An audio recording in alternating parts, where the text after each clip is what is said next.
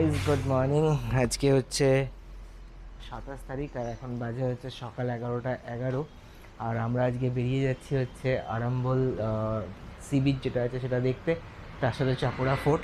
শরীরটা খুব একটা ভালো নেই, গলাটা চিচ করছে আর হালকা টেম্পারেচার রয়েছে। কালকে রাতে এখন বেরিয়েছিলাম, মনে হয় ঠান্ডা লেগে গেছে, কে মারাত্মক রোদ ছিল। I think temperature, weather change সব মিলিয়ে গলাটা ধরে নিয়েছে।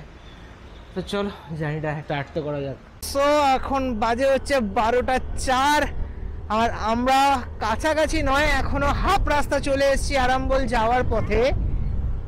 আর এখানে অ্যাটমসফিয়ার কিন্তু বেশ গরম, যেমন বলছিলাম গাড়ি চললে হাওয়া লাগছে, যখন গাড়ি দাঁড়িয়ে যাচ্ছে তখন কিন্তু ভালো রকম গরম বোঝা যাচ্ছে।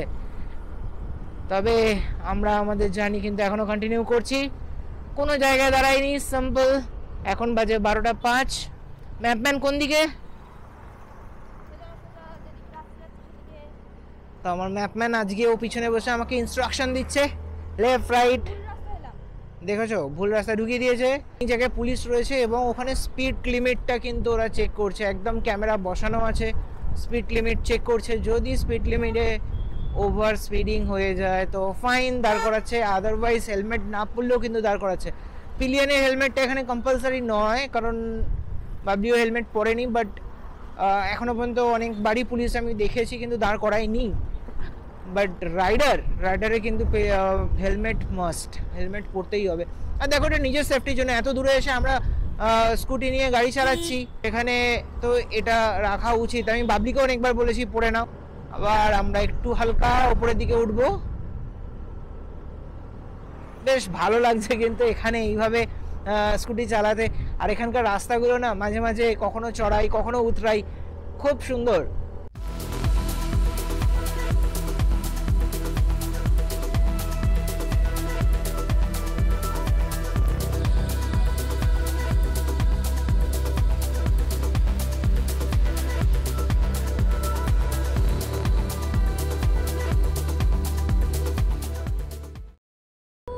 দেখো ও কি টার্ন, রাস্তার দুদিকটা দেখো কি সুন্দর। ওয়াও ওয়াও, মন খুশি হয়ে গেছে, খুব ভালো লাগছে। গলার একটু প্রবলেম, একটু অ্যাডজাস্ট করে নিও, বাট সত্যি দেখো আবার ডিসেন্ট। ও সামনে রাস্তাটা চুমু চুমু, ও দেখো, ও মাই গড, ওয়াও, চুমু রাস্তা, পুরো চুমু। কি ভালো লাগছে, পুরো ক্রুজ কন্ট্রোল হয়ে গেছে গাড়ি।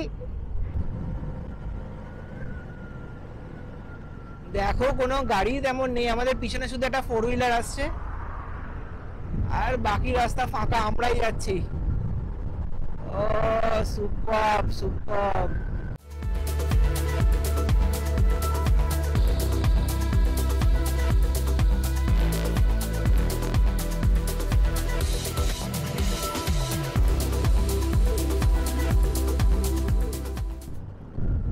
রাস্তাটা অপূর্ব, রাস্তা অপূর্ব, মানে প্রত্যেকটা রাস্তা কি বলবো, মানে মাঝে মাঝে নিজেরই ভাষা হারিয়ে ফেলছি যে কিভাবে এটাকে বর্ণনা দেবো, কি সুন্দর রাস্তাঘাট।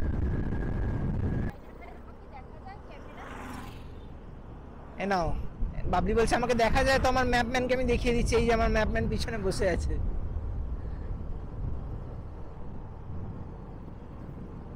আর কতক্ষণ লাগবে ম্যাপম্যান?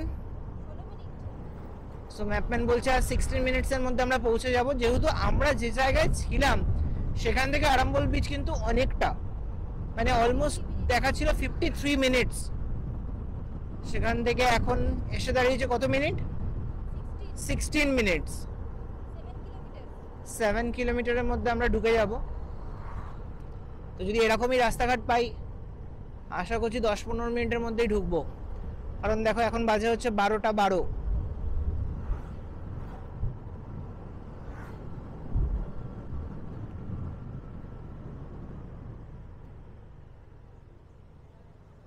এখানে দেখো আরেকটা জিনিস ভালো লাগছে, যেটা অনেক সময় অনেক জায়গায় হয় না, এই যে যতগুলো বাম্পার আছে দেখো প্রত্যেকটা কি সুন্দর দেখিয়ে দিয়েছে, এই ইন্ডিকেশনটা খুব ইম্পর্টেন্ট।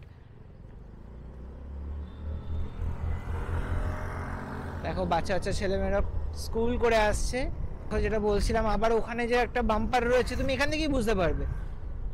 খুব ভালো, এটা খুব ভালো ইনিশিয়েটিভ। এখানে দেখো ফ্যাশনও কিন্তু সবার, রেড ইয়েলো সবার ফ্যাশনও, ফ্যাশন ফলো করে গোয়া। 12:22 আর অলরেডি আমরা চলে এসেছি। আর আমাদের ম্যাক্স টু ম্যাক্স 3-4 মিনিট লাগবে পৌঁছতে। আর এখানকার লোকেশনটা দেখো, উপরের দিকটা দেখো, পাহাড়। ও কিন্তু এখানে ম্যাক্সিমাম আমার যতটা চোখে পড়ছে কিন্তু ম্যাক্সিমাম বিদেশি। ছোট ছোট অনেক খাওয়ার দোকান আছে দুদিকেই, তো খাওয়া নিয়ে কোনো অসুবিধা নেই, এখানে এসেও লাঞ্চ করে নিতে পারো। বাট আমরা একটা জায়গা প্রেফার করেছি, যদি পসিবল হয় তাহলে আমরা ওখানে লাঞ্চ করব। বাট আজকে ডিনারের কেসটা যেটা বলছিলাম, আজকে আমরা যাব হচ্ছে ক্যাসিনো, যেটা maybe I am not sure right now, that will be Deltin Royale. তো লেটস সি, ওদের সাথে কথা বলতে হবে, অনলাইন করা যায়, but we want that pick up and drop facility if available. যদি ওদের পক্ষে পসিবল হয়, ওরা যদি দেয় তো বেটার। তো দেখো এখানেও কিন্তু চেকিংয়ের ব্যবস্থা আছে পুরো। সো আমরা চলে এসেছি আরাম্বল বিচ, আর এখন বাজে হচ্ছে 12:28। তো খুব একটা খারাপ আসেনি, 53 মিনিটস দেখাচ্ছিল। বাট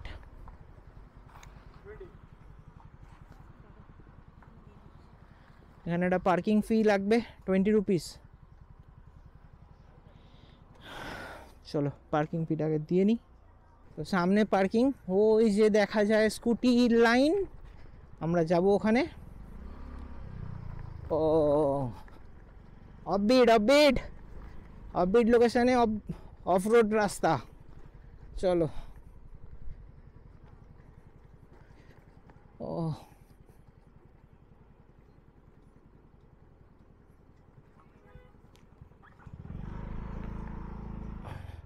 ছায়া খুঁজতে হবে, নাহলে পিছন সেকে যাবে। ওহ নো, ও নো নো, জায়গাই নেই। তো আমরা চলে এসেছি আরাম্বল বিচ। কালকে বাগা রাত্রিবেলা, আর আজকে আমরা এসেছি 12:30টার সময় দুপুরবেলা এই রোদের মধ্যে আরাম্বল বিচ। বাট বিচটা সামনের দিকটা খুব একটা যে ক্লিন তা বলবো না, বাট এই সাইডটাই যে একটু প্রবলেম মনে হচ্ছে, খুব একটা ক্লিন নয়। বাট ওই সাইডটা কিন্তু ভালো ক্লিন আছে। রেড ফ্ল্যাগ কেন রয়েছে জানি না। আচ্ছা বাগাতেও দেখো, তোমাদের ব্যাক ক্যামেরা করে দেখাচ্ছি, দেখো বাগাতেও না এই টাইপের একদম এন্ডের মতো একটা জিনিস রয়েছে। তো পাহাড় রয়েছে, তার উপরে কিছু বাড়ি রয়েছে। বাট সিমিলার দেখো আরাম্বল বিচেও তাই। তো বিচের সৌন্দর্য মনে হয় প্রত্যেকটা বিচের সৌন্দর্য একই। অনেক ফরেনার রয়েছে, ঝাউবন রয়েছে, এদিকে কিছু বিচ স্যাক রয়েছে। খুব সুন্দর জায়গা। আমাদের বিচ দেখা কমপ্লিট, আর হাতে আমরা ট্যাটু বানিয়েছি। এই হচ্ছে বাবলির ট্যাটু, আর আমারটা আছে এই আর হাতের ডান দিকে টেম্পোরারি ট্যাটু। 500 করে নিয়েছে পার হেড, আর দুজনেই করে নিয়েছি। আরেকটা ব্যাপার হচ্ছে এখানে কিন্তু ড্রোন ওড়ানো যায় না, বিকজ পুলিশ চলে এলে একটা প্রবলেম চলে আসে। জাস্ট আমরা একটু পুলিশ, তো এখানকার কিছু লোকালস বলে যে না করাটাই বেটার পুলিশ চলে এলে। যদিও এটা 15 মিনিটসের বেশি আপডেট আমি করিনি, তো প্রবলেম হওয়ার কথা নয়। তো যাই হোক, বেকার রিস্ক নিয়ে লাভ নেই ঘুরতে এসে। আরেকটা ব্যাপার হচ্ছে এখানে কিন্তু কোনো ওয়াটার অ্যাক্টিভিটি হয় না এই বিচটাতে, আরাম্বল বিচটাতে। এখানে আসো, ঘোরো, আর এখানে সবথেকে বেশি ফরেনার রয়েছে। তো এমনি খুব ভালো। বাট এখানে ফটো তুলেছি আমরা, অনেক ফটো নিয়েছি।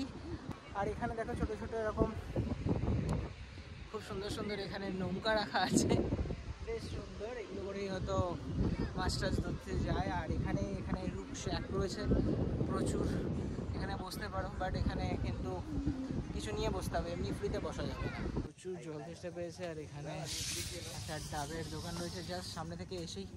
তো আমরা এসেছি এখন একটু ডাবের জল খাবো, আর দেখি কত করে কি বলে। এখন একটু বসতে ইচ্ছা করছে, অ্যাকচুয়ালি বসতেও হবে, ভালো লাগছে না শরীরটা। একটু বসে ছাওয়াতে ডাবের জল খেয়ে রিফ্রেশ হয়ে তারপর আমরা স্টার্ট করবো। আপনি ডাব নিয়ে বসে গেছে, ট্যাটু করে দিচ্ছে, ট্যাটুটা দেখি। ট্যাটু আর বেশি দেখাতে পারছে না এখন, আমার হেলমেট টুপি সব নিয়ে ক্যারি করছে। সো এখন আপডেট হচ্ছে 1:57, আমরা আরামবোল ক্রস করে রওনা দিয়েছি হচ্ছে চাপড়া ফোর্টের দিকে। আর এখান থেকে চাপড়া ফোর্টের ডিস্টেন্স হচ্ছে 19 কিলোমিটার, টাইম লাগবে অ্যারাউন্ড 40-45 মিনিটস মতো। তাই চলো দেখা যাক কত তাড়াতাড়ি আমরা ওখানে পৌঁছাতে পারি। খিদেও পেয়ে গেছে, লাঞ্চ করতে হবে। এখানে একটা স্কুল আছে, এটা হচ্ছে স্কুলের গ্রাউন্ড। কি সুন্দর লোকেশন, হ্যাঁ, সামনে এরকম বিচ আর এদিকে হচ্ছে স্কুল। গো মাতা, थोड़ा साइड दे दो। কোন দিকে?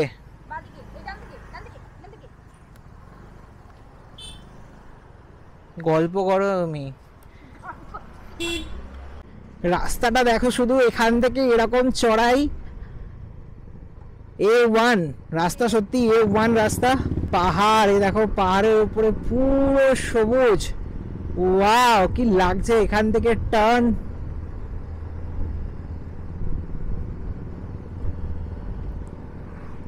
পিছন দিকে একটা বিদেশি আসছে, বডিটা দেখো জাস্ট, ও সুপার বানিয়েছে কিন্তু। এই জায়গার ভিউটা দেখো, দুদিকে পুরো গাছগুলো রাস্তাটাকে কভার করে দিয়েছে। আর একটুও গরম লাগছে না এখানটায়, এখান দিয়ে গেলে মনে হচ্ছে হালকা হালকা ঠান্ডা একদম ব্রিজ রয়েছে। খুব ঠান্ডা নয়, বাট হালকা হালকা ঠান্ডা হাওয়া রয়েছে। আর এত সুন্দর রাস্তাটা। অ্যাকচুয়ালি আমাদের সাথে দেখা হয়ে গেছে এখন, যাদের সাথে আমরা বেরিয়েছিলাম। এই হচ্ছে সামনে গাড়ি। তো চলো একবার মিট করে নিই সবার সাথে, তাই গাড়িটা ঘুরিয়ে নিলাম একবার।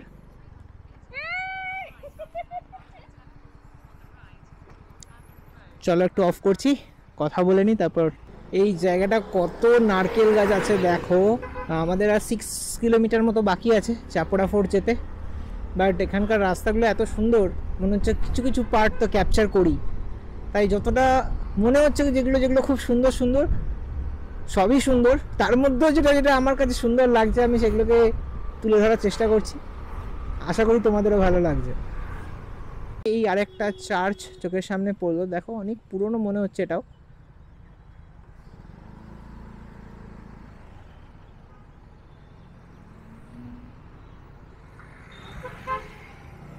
তবে এটা মানতেই হবে বলো যে পর্তুগিজদের সেই সময়কার হাতের আর্ট অ্যান্ড আর্কিটেকচার কিন্তু সুপারব। ও আচ্ছা, এই চার্চটার নাম হচ্ছে সেন্ট অ্যান্থনি চার্চ। ঘড়ি বলছে এখন 2:43, আর আমরা চাপড়া ফোর্ট থেকে মাত্র 2 মিনিট ডিস্টেন্সে রয়েছি। এখানে আই থিঙ্ক স্কুটি পার্ক করতে হবে। সো আমরা চলে এসেছি এখন চাপড়া ফোর্ট, আর হালাত একদম টাইট হয়ে গেছে, দুজনেরই অবস্থা খুব খারাপ হয়ে দেখো। আর এখানে স্লোপটা অনেকটা, আর এই জায়গা থেকে সিঁড়ি দিয়ে একদম টপে যেতে হবে। তো এই হচ্ছে চাপড়া ফোর্টের, এখান দিয়ে আসতে হবে, স্কুটি আরও নিচে রাখতে হবে, ওখান থেকে ওয়াকিং 10 মিনিট হেঁটে তবে সিঁড়ি পাবে। বাট ওপরে এখন আমি উঠিনি, বাট এখনই যা ভিউ পাচ্ছি টপ। এই চাপড়া ফোর্টের হিস্ট্রি হচ্ছে, এই চাপড়া ফোর্টটা গোয়ার বারদেজে অবস্থিত, এবং তৎকালীন সময় আদিল শাহী রাজবংশী আদিল শাহ কর্তৃক এই চাপড়া ফোর্টটা নির্মাণ করা হয়েছিল। পরে পর্তুগিজদের অনেক অনুরোধে এটা চেঞ্জ করে শাহাপুরা থেকে চাপোরা নামকরণ করা হয়েছিল। আর এখন তো এটা আমাদের সবারই একটা one of the favourite sport গোয়াতে, আর প্রচুর লোক এখানে ভিড় করে। যদিও এর অবস্থানটা কিন্তু চাপড়া নদীর ওপরে, আর এখানে উঠতেও কিন্তু যথেষ্ট কষ্ট হচ্ছে। চলো ওপরে যাওয়া যাক, আমরা অলরেডি সামনে চলে এসেছি। আর এই হচ্ছে এই সাইডটা দেখতে পাচ্ছ, এটা হচ্ছে চাপড়া নদী। সো আমি এখন চলে এসেছি একদম চাপড়া ফোর্টের ঠিক ওপরে, আর এখান থেকে দেখো পুরো চাপড়া ফোর্টের 360 ভিউটা কেমন আসছে জানিও অবশ্যই কমেন্ট করে। এখানে যদি পড়ে যায় কেউ না, পা হাত পা একদম 100% কাটবে। আচ্ছা, department of archaeology, time for visit 10 AM to 5 PM। এত গরম লাগছে আজকে আমরা একদমই কোনো কিছু লাঞ্চ করিনি, আর শুধুমাত্র জল একদম লিকুইডের ওপর কাটছে আমাদের। প্রচুর গরম, এখন টেম্পারেচার 34, আর এখন টাইম হচ্ছে 333 34 ডিগ্রি, আর একদম ভালো লাগছে না। তো আমরা ঠিক করেছি এরপর এখান থেকে ডিরেক্টলি হোটেল যাব, কারণ পরের প্ল্যানটা এক্সিকিউট করা বাকি আছে। 6টার মধ্যে ঢুকতে হবে, জানি না শরীর কতটা দেবে। তো এই নিম্বু পানি দিয়ে এখন খেয়ে হাঁটা দেবো। তো এখন ঘড়িতে বাজে 4:10, আর আমরা এই সবে ঢুকলাম। একটু রেস্ট নিতে হবে বস, তারপর যদি হয় ডেল্টিন রয়্যালের প্ল্যানটা। তো আজকে মাত্র দুটো জিনিস দেখা হয়েছে, বাট ডিস্টেন্সটা অনেকটা ছিল, কারণ first point to second point ওটা ছিল 53 মিনিটসে, আর পরেরটাও নিয়ার অ্যাবাউট 53-55 মিনিটসের। আর ওখান থেকে আমাদের হোটেল ছিল হচ্ছে অলমোস্ট 30 মিনিটস ধরে নাও। তার মধ্যে এত রোদ্দুর, হয়তো আরও 2-3টে স্পট আমরা এগোতে পারতাম, বাট বিকেলে যে প্ল্যানটা আছে ওটার জন্য আর সম্ভব হলো না। রেস্টও নিইনি, শরীরটাও এমনিও সকাল থেকে ভালো ছিল না, বাট স্টিল যতটা দেখেছি খুব ভালো এনজয় করেছি। শুধু একটাই প্রবলেম, সূর্যি মামা এত রেগে আছে আজকাল, মানে গা হাত পা পুড়িয়ে দেওয়ার উপক্রম। যাই হোক, তো এবার একটু রেস্ট নিন। রেস্ট নেওয়ার পর বিকেলের প্ল্যানটা যদি এক্সিকিউট হয় তো সেটা তো অবভিয়াসলি তোমাদের সাথে শেয়ার করব।